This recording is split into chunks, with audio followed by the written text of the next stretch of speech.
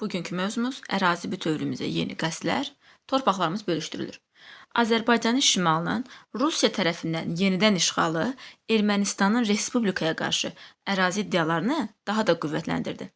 AXC dövründə niyyətinə çata bilməyib məğlub edilən Daşnak hökuməti Sovet Rusiyasının hər tərəfli yardımı ilə Azərbaycan torpaqlarını həm Qarabağa, həm Zəngəzura, həm də Naxçıvana yiyələmək siyasəti yeridirdi. 1920-ci il avqust ayında Sovet Rusiyası ilə Erməni Daşnak hökuməti arasında bağlanan müqaviləyə əsasən Şərur Dərələyəz ermənilərə verildi. Deməli, 1920-ci ilin avqust ayında xəritə üzərində baxaq. 1920-ci ilin avqust ayında Şərur Dərələyəz ermənilərə verildi. Naxçıvan, Zəngəzur və Qarabağın dağlıq hissəsi mübahisəli ərazi elan olmuşdu. Deməli, 20-ci ilin avqust ayında Şərur Dərələyəz ermənilərə verdi. Naxçıvan, Zəngəzur və Qarabağın dağlıq hissəsi mübahisəli ərazi elan olundu. Zəngəzurun bir hissəsinin Ermənistana verilməsində 1920-ci ilin noyabr ayında Azərbaycanın Ali Partiya rəhbərliyinin qəbul etdiyi qərarın da böyük xidməti var idi. Belə ki, qərarda Sovet Azərbaycan ilə Sovet Ermənistan arasında heç bir sərhədin olmadığı vurğulanırdı. Yəni, 1921-ci ilin yayında, yenə xəritəyə baxaq, Zəngəzurun bir hissəsi ermənilərə verildi. Zəngəzurun bir hissəsinin ermənilərə verilməsində əsas məsələ 1. 1920-ci ilin noyabr ayında müqavilə imzalamışdılar ki, sən demə, Sovet Azərbaycan ilə Sovet Ermənistan arasında heç bir sərhəd yoxdur. Eyni zamanda Stalin və Orconikidzenin anti-Azərbaycan fəaliyyəti nəticəsində 21-ci ilin yay ayında Qərbi Zəngəzuru ermənilərə verdi. Deməli, 20-ci ilin avqust ayında Şərur Dərələyəz, xəritə üzərində baxaq, 20-ci ilin avqust ayında Şərur Dərələyəz, 21-ci ilin yayında Yuxarı Zəngəzur, yəni Qərbi Zəngəzuru ermənilərə verdi. İndi baxaq Qarabağ məsələsinə. Qarabağın gələcək taleyinin müəyyənləşdirilməsi istiqamətində real addımlar 1920-ci ilin sonunda, yəni Ermənistanın sovetləşməsindən sonra atıldı. Danışıqlar Kommunist Bolşevik Partiyasının Mərkəzi Komitəsinin Qafqaz Bürosunun göstərişi ilə aparılırdı.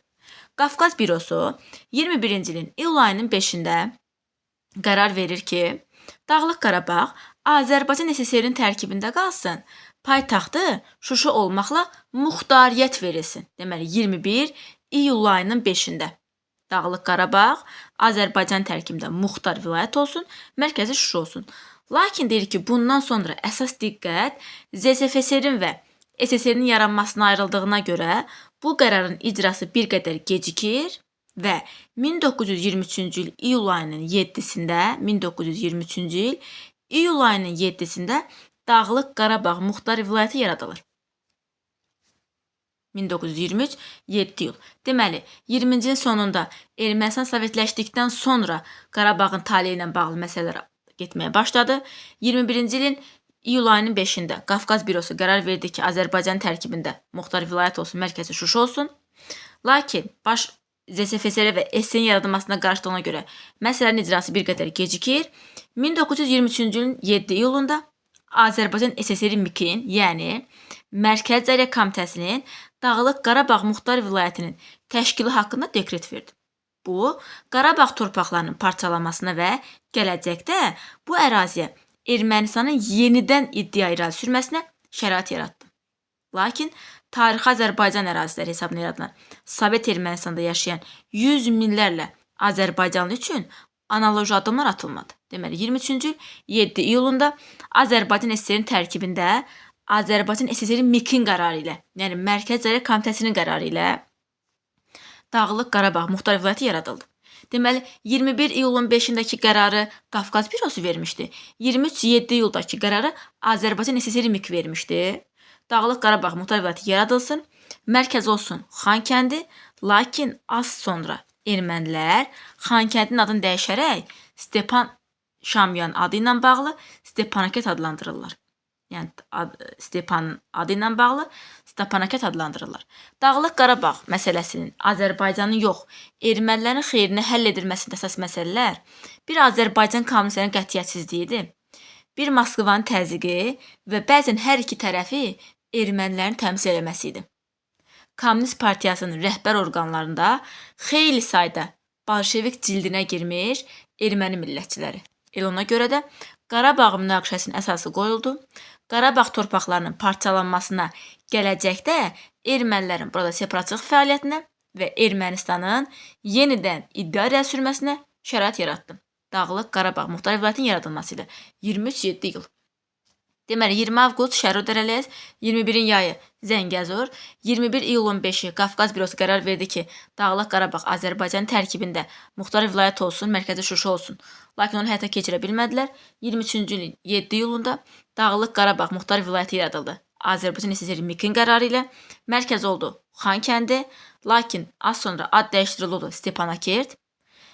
Dağlıq Qarabağ Muxtar Vilayətinin yaradılmasında da bir, kommunistlərin qətiyyətsizliyi, Azərbaycan kommunistlərinin, bir, Moskvanın təzyiqi, bir də hər iki tərəfə bəzən ermənilərin təmsil eləməsi idi ki, ona görə də Qarabağ münaqişəsinin əsası qoyuldu. İndi baxaq Naxçıvan Muxtar Sovet Sosial Respublikasının yaradılmasına. Azərbaycanda Sovet hakimiyyəti qurulduqdan sonra Bakının siyasi təsirindən kənarda qalan yeganə ərazi Naxçıvan bölgəsi idi. Deməli, Azərbaycanda Sovet hakimiyyəti qurulsa da, Bakının siyasi təsirindən kənarda qalan yeganə ərazi Naxçıvan bölgəsi idi. Ermənistanın silahlı qüvvələrinin təcavüzkar hərəkatı nəticəsində Naxçıvan diyarında gərginlik davam edir. Beləliklə, 20-ci ilin yayında Veysəl bəyin başçılığı ilə Naxçıvana göndərilmiş Türkiyə qoşun hissələri erməni təcavüzkarlarına qarşı mübarizədə Naxçıvanlılara imkan daxilində kömək eləmədi. Deməli, 20-ci ilin iyun ayında Ankara Veysəl bəyin başçılığı Naxçıvana qoşun göndərir. Göndərməkdə məqsəd Naxçıvanı ermənilərə qarşı mübarizədə qorumaq idi. Naxçıvana kömək eləməkdir. Ardınca müəyyən hərbi hazırlıqdan sonra 11-ci Qırmızı Ordu hissələri iyulda Naxçıvana daxil oldu. 20-ci ilin iyulunda. 20-ci ilin avqust ayında Moskvada bağlanmış Sovet-Türk sazişinə əsasən müqavilə imzalanana qədər hər iki hökumətin hərbi qüvvələrinin Naxçıvanda saxlanılması qərarı alındı. Deməli, 20-ci ilin iyun ayında Ankara qoşun yeritdi Veysəl bəyin başçılığı ilə, yəni Osmanlı. 20-ci ilin sentyabr ayında, daha doğrusu iyun ayında Türkiyə, iyul ayında 11-ci Qırmızı Ordu, yəni Rusiya və beləliklə Naxçıvanda yarandı iki hakimiyyətlik. 20 iyun ayında Veysəl bəy, 20 iyul ayında 11-ci Qırmızı Ordu, deməli 20-ci ilin iyul ayında Naxçıvanda yarandı iki hakimiyyətlik. Ardınca 20-ci ilin avqust ayında Moskvada Sovet-Türk sazişi imzalandı. Və bu sazişə əsasən deyirik ki, yeni müqavilə imzalanana qədər hər iki tərəfin, həm Türkiyənin, həm də Sovet Rusiyasının hərbi qüvvələri Naxçıvanda saxlanmalı idi. Lakin bütün bunlara baxmayaraq, Naxçıvanın statusunun müəyyənləşməsi ərəfəsində Azərbaycanın bu bölgəsində vəziyyət yenə mürəkkəb idi. Bir tərəfdən Ermənistan Respublikasının silahlı qüvvələrinin təcavüzü, bir tərəfdən də Rusiya ilə Daşnaq Ermənistan arasında gedən pərdəarxası oyunlar Naxçıvanın Azərbaycan SSR-nin tərkibində qalması məsələsinin həllini uzadırdı. Azərbaycan rəhbərliyinin Moskvanın diktəsinə tabe olduğu şəraitdə Rusiya-Ermənistan sözləşməsinə qarşı mübarizədə Naxçıvan əhalisini güvəndiyi yeganə qüvvə bölgədəki yerləşən türk qoşunlardır. Deməli, bölgədə həm Rus, həm erməni ikisi bir fəaliyyət göstərirdi. Naxçıvanın güvəndiyi yeganə qüvvə türk qoşunları idi ki, 20-ci ilin iyun ayında Veysəl bəyin başçılığı ilə gəlmişdilər. Naxçıvanın Azərbaycan SSR-nin tərkibindən çıxarılıb Ermənistana verilməsi planı bölgədə türk qoşunlarının yerləşməsi şəraitində əvvəlcədən uğursuzluğa məhkum edilmişdi. Yəni, Naxçıvanı Azərbaycanın tərkibindən çıxarıb Ermənistan tərkibinə salmaq istəyirdilər ki, bölgədəki Rus qoşunu, daha doğrusu türk qoşunu, yəni Veysəl bəy imkan vermədi.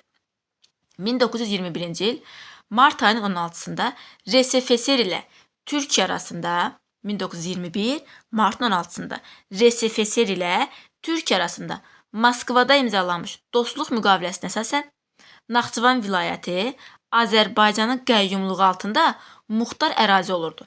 Bir şərtlə ki, Azərbaycan bu qəyyumluğu 3-cü dövlətə güzəştə getməyəcəkdir. Deməli, 21 mart 16-sı Moskva müqaviləsi Türkiyə ilə Sovet Rusiyası arasında, bu müqavilə ilə Naxçıvan bölgəsi Azərbaycanın qəyyumluğu altında muxtar ərazi olurdu. Bir şərtlə ki, 3-cü bir dövlətə, yəni bu da təbii ki, Ermənistan nəzərdə tutulur, 3-cü bir dövlətə güzəştə gedilə bilməzdi.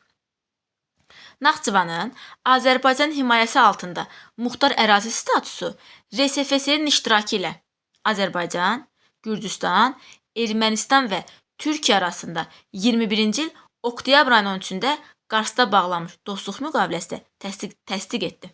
Hər iki müqavilə müddətsiz idi və bu günə kimi Ermənistanla Azərbaycan və Türkiyə arasında dövlət sərhədlərini tənzimləyən yeganə beynəlxalq sənəd hesab edilirdi. Deməli, 21 martın 16-sında Moskvada dostluq müqaviləsi Türkiyə ilə Sovet Rusiyası arasında hələ heç yoxdur. Müqavilə əsasən Naxçıvan bölgəsi Azərbaycanın qəyyumluğu altında muxtar ərazi olurdu. Azərbaycan Naxçıvanın qəyyumluğunu 3-cü dövlətə güzəştə gedə bilməzdi. Ardınca 21 oktyabr ayının 13-də RSFSR-in iştirakı ilə, artıq RSFSR imzalanmır, iştirakı ilə Azərbaycan, Gürcüstan, Ermənistan və Türkiyə arasında Qarsda dostluq müqaviləsi imzalandı. Bu müqavilə yenidən Naxçıvanın Azərbaycan himayəsində muxtar ərazi statusu bir daha təsdiq edildi. Həm Moskva müqaviləsi, həm Qars müqaviləsi müddətsiz müqavilə idi. Elə bu günə qədər də Erməni-Azərbaycan-Türkiyə arasındakı sərhədləri tənzimləyən yeganə beynəlxalq müqavilədir. İndi baxaq Naxçıvan MSSR-in təşkilinə. 1924-cü il fevral ayının 9-da Azərbaycan SSR-i MİK-in, yəni Mərkəzi İdarə Komitəsinin Rəyasət Heyəti Naxçıvan Muxtar Sovet Sosialist Respublikasının yaradılması haqqında dekret verdi. 24-cü il fevral ayının 9-da Naxçıvan Muxtar Sovet Sosialist Respublikasının yaradılması haqqında dekret verildi.